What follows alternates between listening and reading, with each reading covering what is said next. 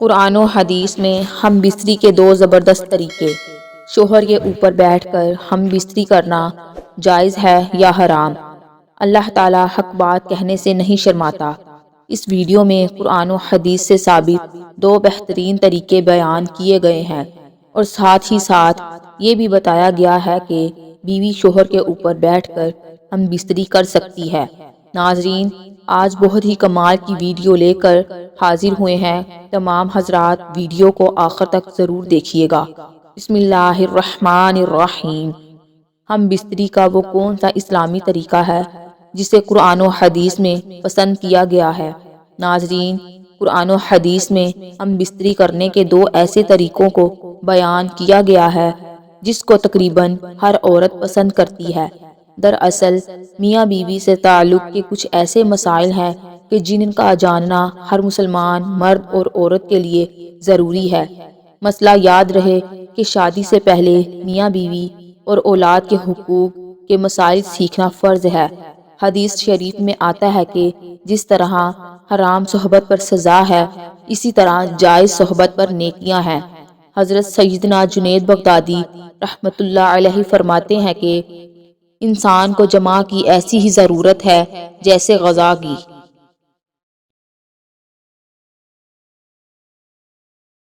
غذا کی۔ کیونکہ بیوی کی طہارت کا سبب ہے۔ باروایت احیاء العلوم، جب شوہر اپنی بیوی سے ہم بستری یعنی مباشرت کا ارادہ کرے، اور بالخصوص شادی کی پہلی رات اور اس کے بعد بھی، تو شوہر کو چاہیے کہ ان آداب و طریقہ کار کے مطابق عمل کرے۔ انشاءاللہ شیطان کی مداخلت سے محفوظ رہیں گے اور نیک صالحہ اولاد پیدا ہوگی۔ مگر یاد رہے کہ ستر کھولنے سے پہلے ہم بستری کی دعا پڑھیں، اور سب سے بہتر ہے کہ جب کمرے میں داخل ہوں تب ہی بسم اللہ شریف پڑھ کر دایاں قدم اندر داخل کریں۔ اگر ہمیشہ ایسا ہی کرتے رہیں گے تو شیطان کمرے سے باہر ہی ٹھہر جائے گا، ورنہ وہ بھی آپ کے ساتھ شریک ہوگا۔ ناظرین، عورت کے اندر مرد کے مقابلے 100 گنا زیادہ شہوت ہے، مگر اس پر حیا کو مسلط کر دیا گیا ہے۔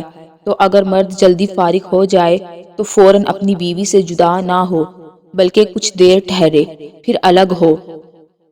فتاوی رضویہ: جماع کے وقت کسی اور کا تصور کرنا بھی زنا ہے اور سخت گناہ ہے۔ جماع کے لیے کوئی وقت مقرر نہیں، ہاں بس اتنا خیال رہے کہ نماز فوت نہ ہو پائے، کیونکہ بیوی سے بھی نماز، روزے، اعتکاف، حیض و نفاس اور نماز کے ایسے وقت میں صحبت کرنا کہ نماز نکل جائے حرام ہے۔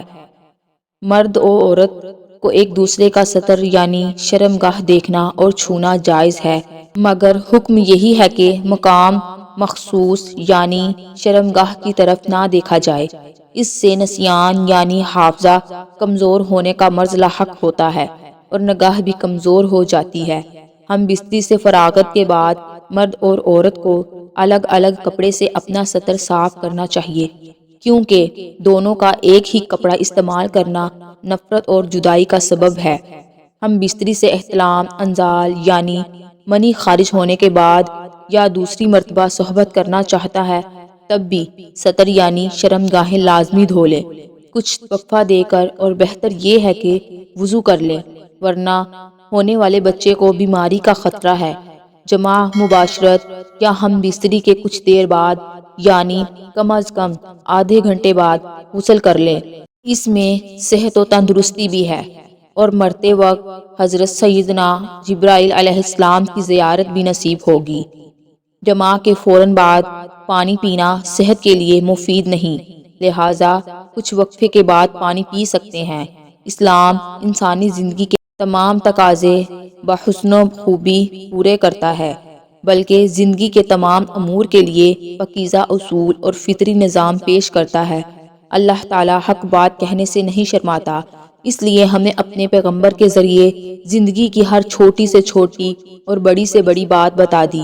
نکاح اور بیوی سے جماع شرمگاہ کی حفاظت کے ساتھ افزائش نسل کا سبب ہے، پھر اللہ تعالیٰ اتنی بڑی بات کیسے نہیں بتلاتا؟ یہ بھی ہمیں بتلا دیا کہ پیدائش کے بعد جب کوئی جوانی کی دہلیز پر قدم رکھتا ہے تو اسے فطری سکون حاصل کرنے کے لیے شریک حیات کی ضرورت پیش آتی ہے۔ اسلام نے شریک حیات بنانے کے لیے نکاح کا پاکیزہ نظام پیش کیا ہے۔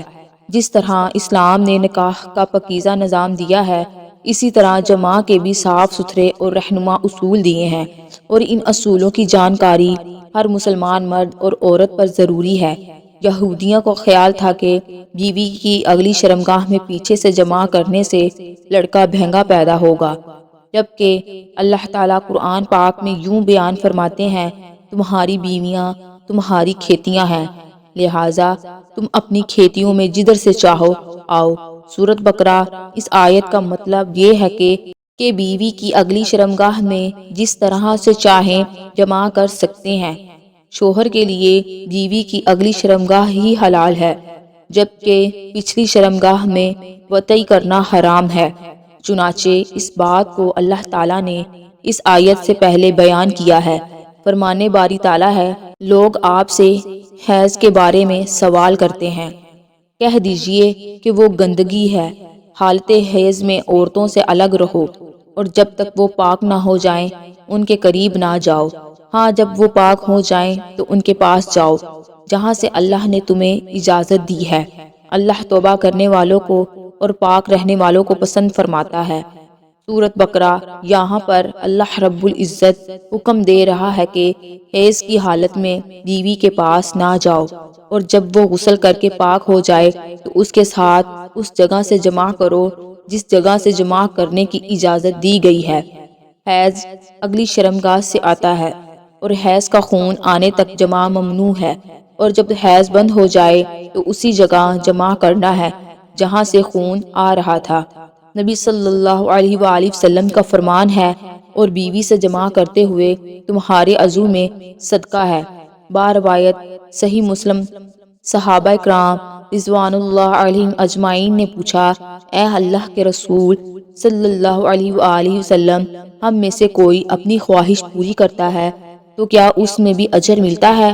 تو آپ صلی اللہ علیہ وآلہ وسلم نے فرمایا، بتاؤ اگر وہ یہ خواہش حرام جگہ پوری کرتا تو کیا اسے گناہ نہ ہوتا؟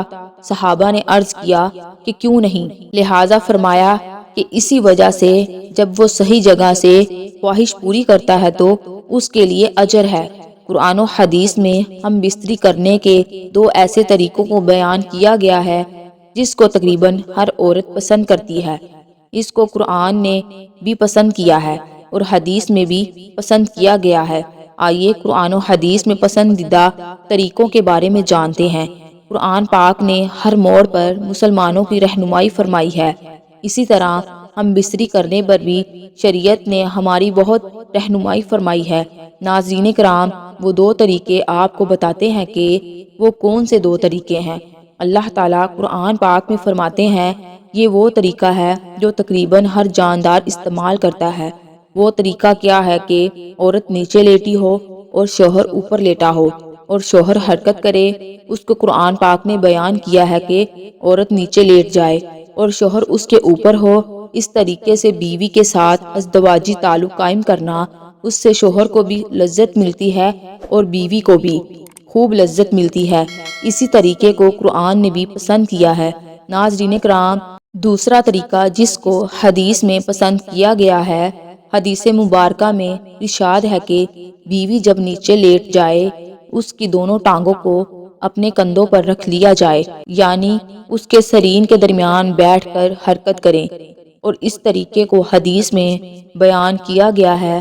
پہلا طریقہ تھا کہ اوپر لیٹ جانا، اور دوسرا طریقہ ہے حدیث میں وہ بھی یہی ہے، لیکن اس میں فرق یہ ہے کہ دونوں ٹانگوں کو اٹھا لیا جائے اور حرکت کی جائے۔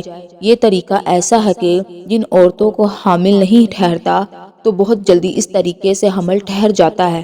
ناظرین، یہ وہ دو طریقے ہیں جن کو قرآن و حدیث میں پسند کیا گیا ہے۔ ایک خاتون نے سوال بھیجا ہے اور کہا ہے کہ یہ سوال کرنے کے لیے میں بہت شرما رہی ہوں، لیکن میں جاننا چاہتی ہوں کہ کیا یہ غلطی ہے یا نہیں؟ کیا عورت اپنے شوہر کے اوپر بیٹھ کر ہم بستری کر سکتی ہے یا نہیں؟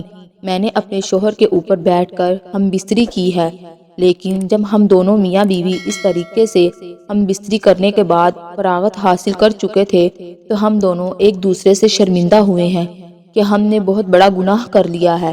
محترم ناظرین، ہم بستری کا ایسا طریقہ جس میں بیوی شوہر کے اوپر بیٹھ کر ہم بستری کرے، دوسرے الفاظ میں کہ شوہر لیٹا ہوا ہو اور بیوی اس کو اوپر کوئی بھی طریقہ اختیار کرے اور پھر دونوں ہم بستر ہوں، تو ایسے ہی ہم بستری سے متعلق شریعت کیا حکم دیتی ہے؟ یہ سوال تھا ناظرین۔ ہم بستری کرتے وقت عورت مرد کے اوپر بیٹھ جائے یا مرد عورت کے اوپر بیٹھ جائے، ایسی صورت میں عورتوں کو سمجھنا یہ ہے کہ یہ گناہ کا کام ہے۔ دراصل جس طرز زندگی یا ہمارا سماج یا ثقافت جو ہمارے اطراف میں ہے، ہم دیکھتے ہیں اور اپنے آباء و اجداد سے یا بوڑھی عورتوں سے سنتے ہیں کہ ایک بات اپنے ذہن میں بٹھا لیتے ہیں کہ بس ایسے ہی ہونا چاہیے، بیوی شوہر کے اوپر بیٹھ کر ہم بستری کرے یا شوہر بیوی کے اوپر بیٹھ کر یہ شرعی فریضہ سر انجام دے، تو ایسا کرنا حرام نہیں ہے، بلکہ مرد کے لیے جائز ہے کہ وہ جس صورت سے بھی چاہے اپنی بیوی سے فائدہ حاصل کرے۔ شوہر کے لیے اپنی بیوی سے ہم بستری اور تلذیذ ہر وقت جائز ہے۔ شوہر کا اپنی بیوی سے لذت حاصل کرنے کے لیے اس کے جسم سے کھیلنے میں وقت کی کسی قسم کی کوئی ممانعت نہیں ہے، سوائے چند چیزوں کے جن سے شریعت نے منع کیا ہے۔ یعنی شوہر کے لیے اپنی بیوی سے حیض و نفاس کے دوران ہم بستری کرنا جائز نہیں، اور نہ ہی اس کی دبر میں ہم بستری کرنا جائز ہے۔ اپنی بیوی سے ہر طریقے پر فائدہ اٹھا سکتے ہیں، آگے کی طرف سے بھی اور پیچھے کی طرف سے بھی، بس ہول صرف آگے والی شرمگاہ میں ہی ہونا چاہیے۔ یعنی مرد کے اعلیٰ تناسل کا جو ہول ہے وہ صرف سامنے کی شرمگاہ میں ہی ہونا چاہیے، جس میں سے کہ حیض کے دنوں میں خون آتا ہے۔ پیچھے کی جانب سے بھی اگر آپ ہم بستری کرنا چاہتے ہیں تو پچھلی شرمگاہ میں نہیں، بلکہ صرف آگے والی شرمگاہ میں، جس سے بچے پیدا ہوتے ہیں۔ اس کی وجہ یہ ہے کہ کیونکہ اللہ تعالیٰ نے قرآن کریم میں ارشاد فرمایا ہے کہ یہ عورتیں جو تمہاری بیویاں ہیں یہ تمہاری کھیتیاں ہیں، تو اللہ کے رسول صلی اللہ علیہ وآلہ وسلم نے بھی بیویوں کو کھیتیوں سے تعبیر کیا ہے۔ تمہاری بیویاں تمہاری کھیتیاں ہیں اور اپنی کھیتیوں میں جس طرف سے چاہو آؤ۔ البتہ رسول اللہ صلی اللہ علیہ وآلہ وسلم کے فرمان کے مطابق بیوی کی پچھلی شرمگاہ میں عضو تناسل داخل کرنا حرام ہے، کیونکہ رسول اللہ صلی اللہ علیہ وآلہ وسلم نے اس طرز پر کہ پچھلی شرمگاہ میں داخل کیا جائے جائز نہیں۔ اللہ کے رسول صلی اللہ علیہ وآلہ وسلم نے فرمایا، جس شخص نے اپنی بیوی کی دوبر یعنی پچھلی شرمگاہ میں جمع کیا تو اس نے محمد صلی اللہ علیہ وآلہ وسلم پر نازل قرآن کی نفی کر دی اور فرمایا کہ ایسا کرنے والے پر اللہ کا غضب ہوتا ہے۔ لہٰذا اگر بیوی شوہر کے اوپر آتی ہے یا شوہر بیوی کے اوپر آتا ہے یا بیوی کے پیچھے سے جو سامنے والی شرمگاہ ہے اس میں عضو تنازل داخل کیا جاتا ہے، تو یہ تمام طریقے جائز ہیں اور اللہ تعالیٰ کی جانب سے اس میں کوئی ممانعت کی دلیل نہیں ہے، سوائے بیوی کی دوبر میں جمع کرنے کے یا حیض و نفاس کے دنوں میں جمع کرنے کے۔ بے شک اللہ تعالیٰ حق بات سے شرم محسوس نہیں کرتا، لیکن اتباع کا کہنا ہے کہ ہم بستری کا ایسا طریقہ جس میں بیوی شوہر کے اوپر بیٹھ کر ہم بستری کرتی ہے، تو ایسا طریقہ شوہر کے لیے نقصان دہ ہے، کیونکہ بیوی شوہر کے اوپر بیٹھے گی تو بیوی کا پانی یعنی مادہ منویہ شوہر کے عضو تناسل پر اترے گا اور یہ اس کے عضو کے لیے خطرات کا باعث بن سکتا ہے۔ اس میں کوئی شک نہیں کہ اس طریقے سے ہم بستری کرنا جائز اور حلال ہے، لیکن شوہر پر لازم ہے کہ وہ اس طریقے سے بچے، کیونکہ یہ اس کے لیے نقصان دہ ہے۔ بیوی سے ہم بستری کے بدترین کیفیت وہ ہے کہ ہم بستری کے وقت شوہر نیچے اور بیوی اوپر ہو۔ قرآن و حدیث کے اشارات اور تصریحات سے تو اس کی نفی ہوتی ہے، یعنی کہ یہ جائز ہے، لیکن اس طریقے سے طبی نقصان کا بھی پہلو پوشیدہ ہے، اس لیے کہ اس طریقے سے شوہر کی منی کا اخراج پورے طریقے سے نہیں ہوتا، عضو تناسل میں اس کا کچھ حصہ رکا رہ جاتا ہے جو بعد میں سرتا اور نقصان اور فساد کی مختلف صورتیں اختیار کر لیتا ہے۔ نیز اس صورت میں شوہر کے عضو تناسل میں بیوی کے عضو مخصوصہ سے بھی بہت سی رطوبتیں آ کر جمع ہو جاتی ہیں اور یہ بعد میں مختلف پہلوؤں سے نقصان کا باعث بنتی ہیں۔ اس کا مستقل نقصان اپنی جگہ ہے کہ ہم بستری کی اس حیبت میں استقرار حمل اور بچے کی پیدائش کا امکان بہت کم رہتا ہے۔ بیوی سے ہم بستری کے دوران شوہر جلدی فراغت حاصل کر لیتا ہے اور بیوی کو فراغت نہیں ہوتی، جس کی وجہ یہ ہے کہ عورت فطری طور پر مرغوب طبیعت ہے اور اس کے اعضائے جنسی پوشیدہ ہوتے ہیں، اس لیے اس کے انزال میں دیر لگتی ہے۔ اس کے برعکس مرد گرم طبیعت اور اس کے اعضائے جنسی ظاہر اور باہر ہوتے ہیں، اس لیے وہ جلدی فراغت حاصل کر لیتا ہے۔